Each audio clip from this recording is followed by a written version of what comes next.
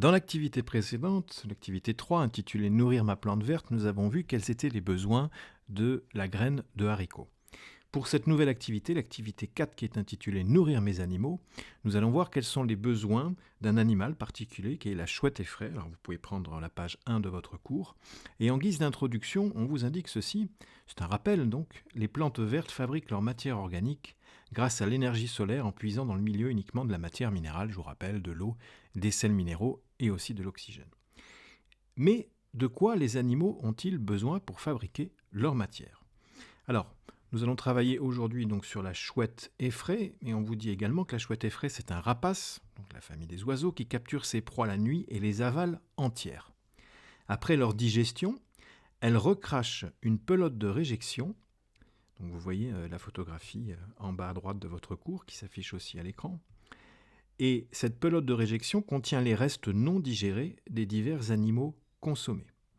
Alors je précise que donc une pelote de réjection, ce ne sont pas des excréments, hein.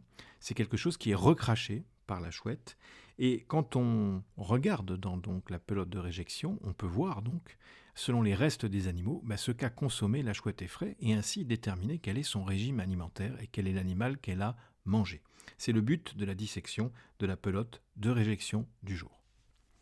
Donc pour travailler, vous aurez besoin de deux documents de votre cours. Ce sont les documents des pages 3 et 4 qui viennent de s'afficher.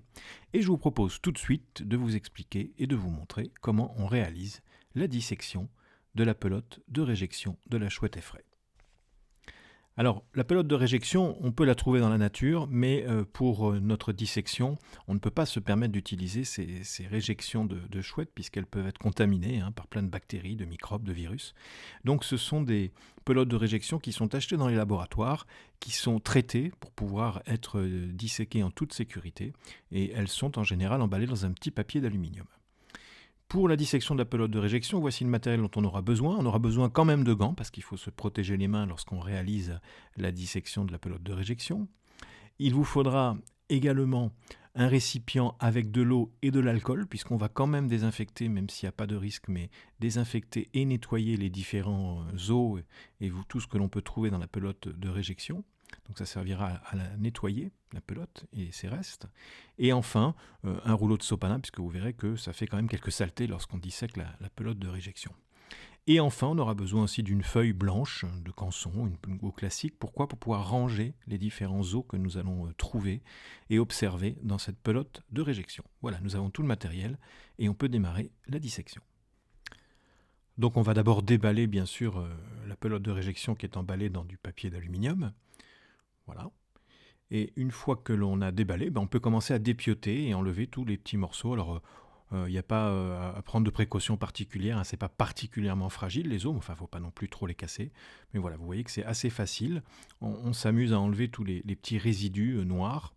Alors, pour la petite histoire, tout ce qui est noir, ça peut être les poils aussi, des animaux qui ont été consommés. Mais en tout cas, ce qui nous intéresse, nous, c'est de pouvoir récupérer toutes les petites parties dures, que j'ai mis de côté, vous le voyez sur la vidéo. Et une fois qu'on a mis toutes ces parties, qu'on a bien vérifié que tout avait été enlevé, eh bien, on met de l'alcool dans un récipient avec de l'eau et on va mettre tous ces petits morceaux d'os et autres dans le récipient afin de les nettoyer. Vous voyez, voilà. Voilà, donc on place tous les petits morceaux. Alors il peut rester encore des petits poils et des résidus noirs, mais le but c'est justement de nettoyer et de rendre propre le plus possible les os pour qu'on puisse les observer au mieux. Voilà, une fois que cela s'est fait, on va jeter tous les petits déchets qui seront inutiles. Et vous voyez que dans le récipient, nous n'avons que les parties dures, c'est-à-dire théoriquement les os des petits rongeurs qui ont été consommés par la chouette. Donc une fois qu'ils sont bien nettoyés, c'est assez relatif, mais enfin en tout cas c'est nettoyé, eh bien on va prendre un nouveau morceau de sopalin, on va le disposer sur la table, et on va sécher ces petits os dans le sopalin. Il faudrait peut-être plusieurs feuilles, mais en tout cas on retire chaque petit os et on les place sur le papier sopalin pour enlever toute l'eau et qu'ils soient bien secs pour pouvoir après, par la suite, les disposer sur une feuille au propre.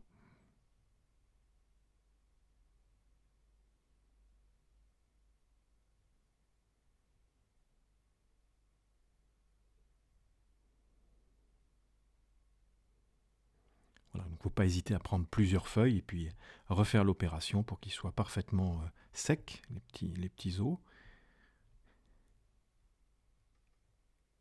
Et lorsqu'ils sont secs, eh bien, on va pouvoir passer à la dernière étape qui est de ranger. Donc on va ranger tous ces os. Donc c'est là où la phase d'observation est importante. On va les observer, on va regarder ceux qui se ressemblent et essayer de les regrouper ensemble, par similitude, par forme, par taille. Alors il y en a pour lesquels c'est assez facile puisqu'on voit bien qu'ils ont une même forme, d'autres c'est plus compliqué. Voilà, donc c'est un petit travail fastidieux, mais une fois qu'on les a bien rangés, bien ordonnés, ça permettra de les compter et puis de bien voir combien il y a de chaque type d'os dans la pelote de réjection que l'on aura disséquée.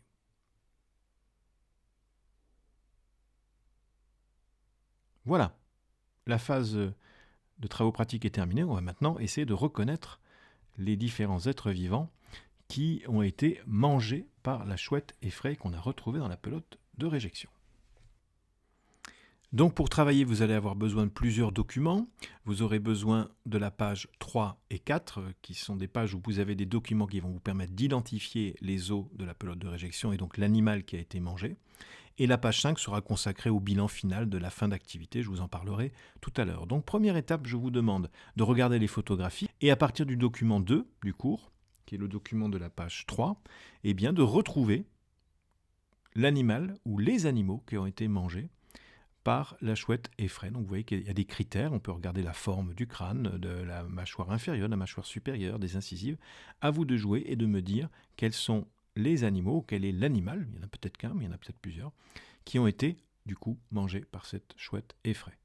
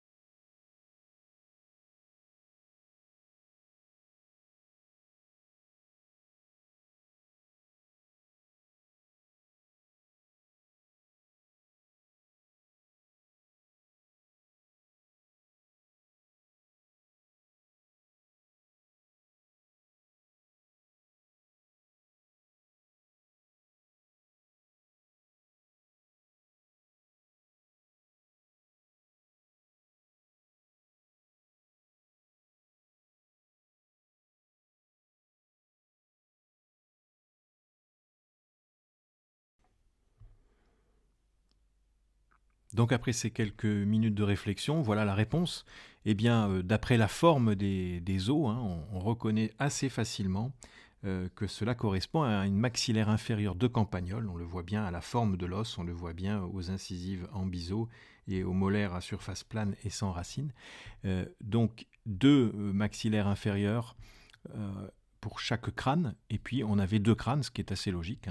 Donc on peut dire que la chouette effraie a consommé deux campagnols et a donc rejeté le crâne dans la pelote de réjection. On passe maintenant à tous les os autres que le crâne que nous on a trouvé et que l'on peut observer. Donc je vous laisse quelques secondes pour bien les regarder et à partir du document de la page 4, eh bien, vous allez pouvoir retrouver quels sont les os puis essayer de compter le nombre d'os aussi qu'il y a. Voilà, je vous laisse faire cette petite observation pendant quelques minutes et je vous donne le corrigé juste après.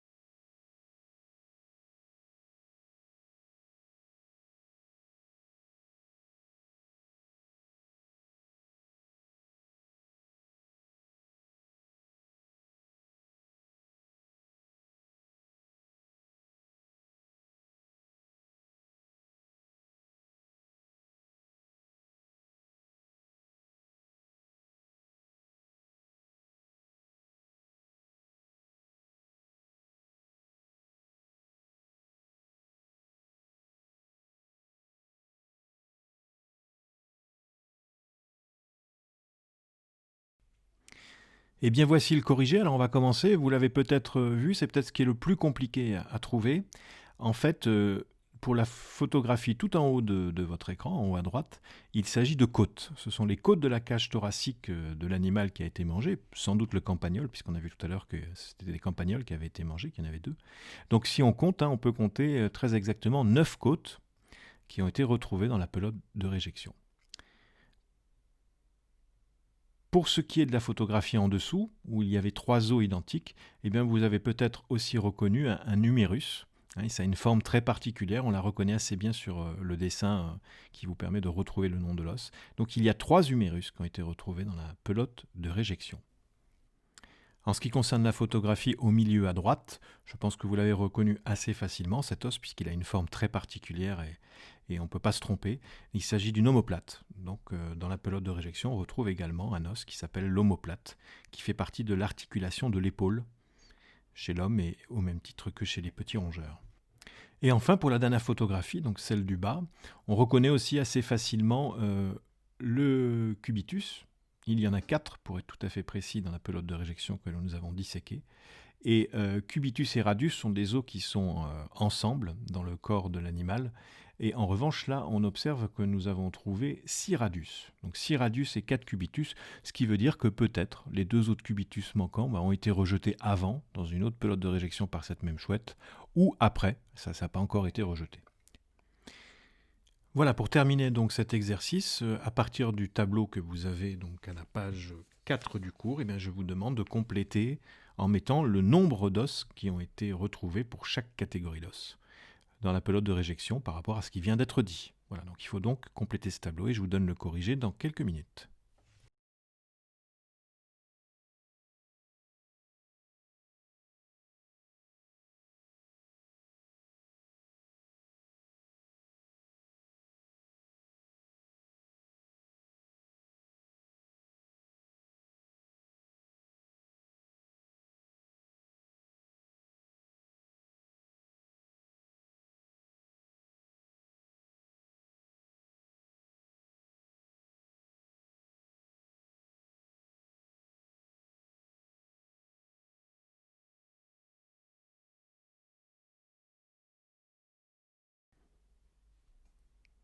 Voici le corrigé pour ce tableau.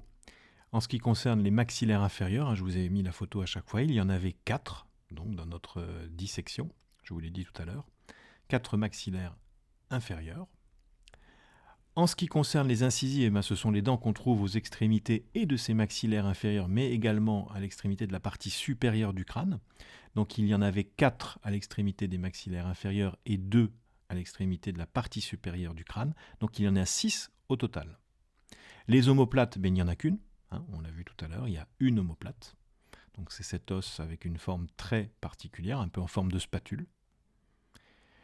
En ce qui concerne les humérus, eh bien nous avons vu qu'il y avait 3 humérus dans la pelote de réjection. En ce qui concerne les cubitus, eh bien il y en avait 4. Ils sont souvent associés au radius, même si là il y en avait 6. Et enfin, eh bien, en ce qui concerne le tibia, le péroné, le fémur, la ceinture pelvienne, on n'en a pas trouvé directement, mais vous avez vu sur la photographie générale qu'il y avait toute une série de morceaux d'os dont on n'a pas pu déterminer le nom, et peut-être que ces morceaux auraient pu compléter le tableau. En tout cas, voilà. Voilà pour les os et les différents animaux. Donc, on peut en déduire que donc, la chouette a consommé au moins, en tout cas, 2 campagnols, et on a pu le vérifier avec les os qui appartiennent bien aux campagnols, notamment ceux du crâne. Donc pour terminer, je vous demande de compléter le petit bilan de la séance, c'est la page 5, et de faire quelques recherches. Je vous lis les questions qu'il faut compléter. Donc la première question à compléter, la chouette est un animal qui se nourrit de petits rongeurs comme... Eh bien, vous avez eu la réponse durant la dissection. Dans la pelote de réjection qu'elle régurgite, j'ai pu observer de nombreux os, parmi lesquels vous mettez le nom de tous les os que vous avez pu déterminer. La chouette produit sa propre matière vivante à partir de la matière vivante d'autres animaux, son régime alimentaire est. Donc ce que je vous demande, c'est de trouver le nom du régime alimentaire d'un animal qui se nourrit d'autres animaux. Vous allez voir, ça c'est assez facile et je pense que vous le savez sans avoir besoin de chercher. En revanche, vous allez peut-être devoir faire une recherche pour la phrase suivante. D'autres êtres vivants se nourrissent de fruits, Ce sont donc des, à vous de trouver le nom du régime alimentaire d'un animal qui se nourrit de fruits et de donner un exemple d'animal qui se nourrit de fruits. D'autres peuvent se nourrir de végétaux, ce sont des, à vous de trouver le régime, lorsqu'on se nourrit de végétaux, et de donner un exemple d'animal qui se nourrit de végétaux. Et pour terminer, on va parler de l'homme, et on vous dit l'homme peut se nourrir de tout, c'est-à-dire à la fois de matière vivante animale et végétale. C'est donc à vous de trouver le régime alimentaire de l'homme. Un petit indice, le singe aussi, par exemple, a ce même régime. Allez, à vous de trouver. Voilà, c'est tout pour aujourd'hui. Donc, vous complétez bien ce bilan de la séance de travaux pratiques. La semaine prochaine, je vous proposerai un cours de révision, puisque dans 2 semaines, vous aurez un petit questionnaire à compléter qui fera office de bilan annuel de vos connaissances pour l'année. Bon courage, à la semaine prochaine.